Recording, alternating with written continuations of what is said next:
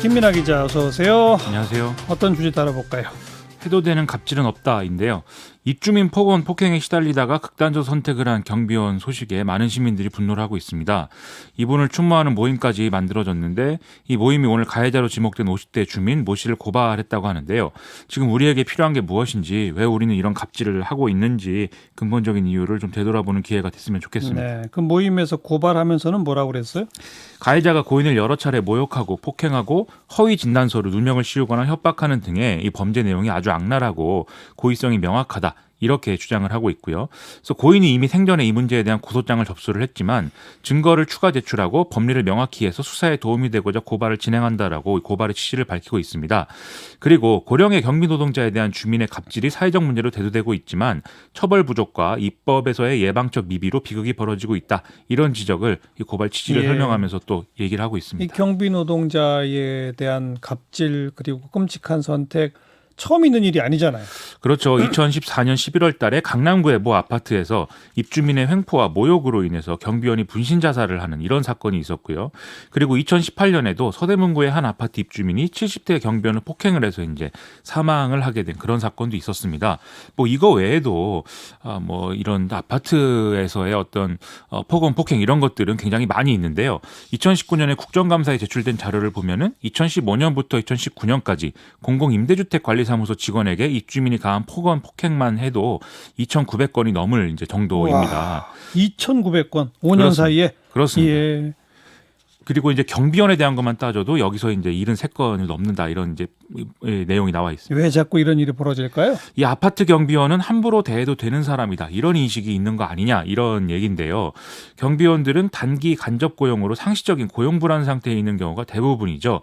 그러다 보니까 부당한 대우에 맞서기가 어렵고 또 본연의 업무가 아닌 뭐 주차 관리 뭐 이런 것들의 어떤 잡무까지도 다 떠맡고 있는 상황인 거고, 그러다 보니까 입주민하고 갈등 구조에 놓일 수 있는 상황에 쉽게 노출이 되고 있다는 겁니다. 예. 더군다나 구조적으로 장시간 저임금 구조에 놓여 있는 그런 이제 직업인데다가 입주민이 관리비를 내서 이 인건비를 충당하는 구조이다 보니까 사회적 지위가 또 낮게 평가되고 있는 이런 문제가 또 있는 거거든요. 가해자도 이걸 아주 잘 알고 있기 때문에 마음 놓고 갑질을 하는 이런 상황들이 계속 벌어지고 있는 것이죠. 지금은 관련 무슨 법률이 없나요?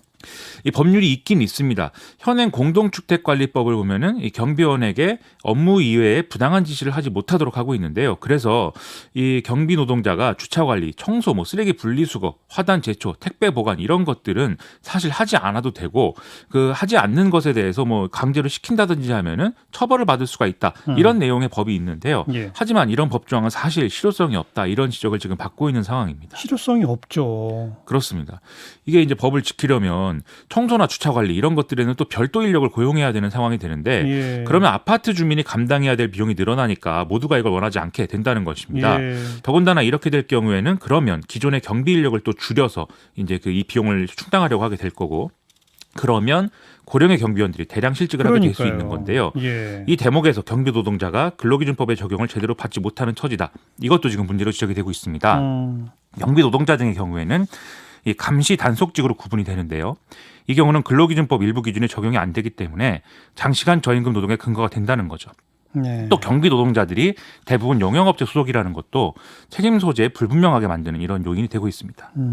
뭐 주차 관리나 뭐 화단 제초, 택배 보관 시키면 안 된다. 그런데 시켰는데 저 이거 법 때문에 못 하겠습니다. 그러면 당장 해고잖아요, 현실이. 그렇죠. 그렇게 될 수밖에 없는 현실이 있는 거죠. 그럼 법을 어떻게 바꿔야 돼요? 일단 먼저 경비 노동자를 직접 고용하도록 하거나 아니면 자치구가 관리하는 공무직으로 전환을 해서 보호하는 뭐 이런 조치를 통해서 이 노동권 보장을 먼저 이뤄야 한다. 이런 지적이 나오고 있습니다. 최소한 단기 근로계약은 못하게 해야 된다. 이런 얘기인데요. 그리고 이제 뭐 직장 내 괴롭힘 금지법이라든지 여기서 이제 뭐 경비 노동자 관련 조항을 보완을 한다든지 아니면 공동주택관리법에서 부당한 업무를 강요했을 경우에 이제 아파트 주민에까지 이제 처벌 조항을 확대해서 넣는다든지 뭐 이런 대책을 고려해 볼 만하다. 이런 얘기가 나오고 있는데요. 그리고 일상적으로 이제 경비 노동자가 부당한 일을 당했을 때 뭔가 구제를 요청할 수 있는 이런 상시적인 어떤 창구가 또 마련이 돼야 된다. 이런 지적도 나오고 있습니다. 아유 참. 자, 두 번째 주제는요. 자기 꾀에 자기가 넘어간 사람인데요. 앞서도 좀 이제 얘기를 하셨는데 이번 총선에서 낙선한 민경호 미래통합당 의원 계속 사전 투표는 조작됐다 이 주장을 하고 있죠.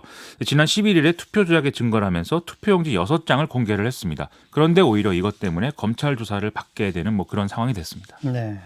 그게 왜 조작의 증거라는 거죠? 이게 사전 투표용지는 유권자가 투표를 하러 올 때마다 인쇄하기 때문에 여분이 있을 수가 없는 건데 자기가 이 투표용지를 확보한 것 자체가 조작의 증거다 이런 주장이었는데요. 하지만 선관위는 이 투표용지는 경기도 구리시에서 이제 분실됐다 이렇게 보고 있습니다. 그리고 이거는 사전 투표용지가 아니라는 거죠? 그렇습니다.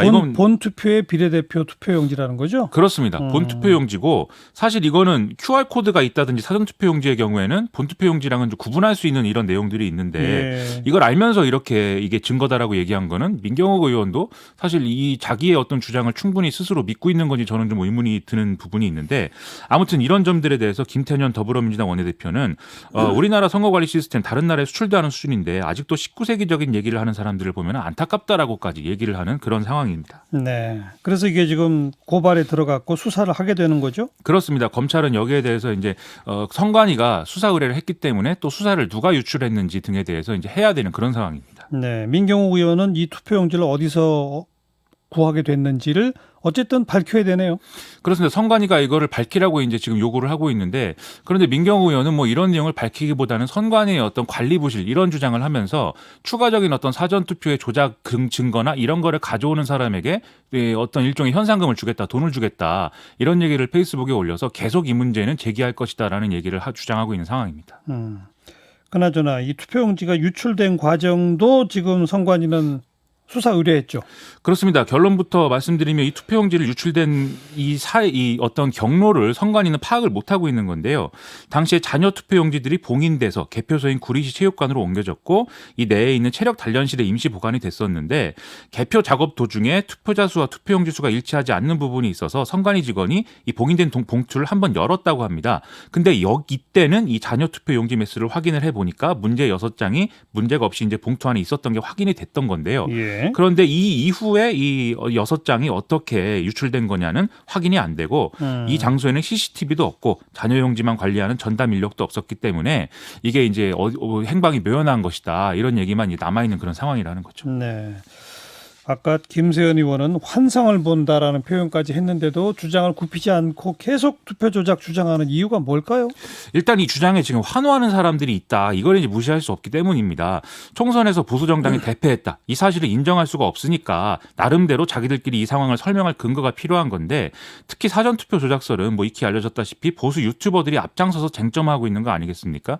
근데 최근에 김무성 의원이 이런 보수 유튜버들이 보수 정치의 외연 확장을 어렵게 한다면서 금전적 이득을 노리고 이런 잘못된 주장을 펴고 있는 거에 대해서는 내가 가만히 있지 않겠다 이렇게 주장도 했거든요. 근데 과연 이제 가만히 있지 않겠다는 게 어떻게 하겠다는 것인지 뭐 또 가만히 있지 않는 것은 민경호 의원을 먼저 또 혼내줘야 되는 것은 아닌지 이런 생각도 했는데 어쨌든 뭐 어떻게 처리하는 건지 좀 지켜봐야 될 것 같습니다. 네, 김민아 기자 수고하셨어요. 고맙습니다.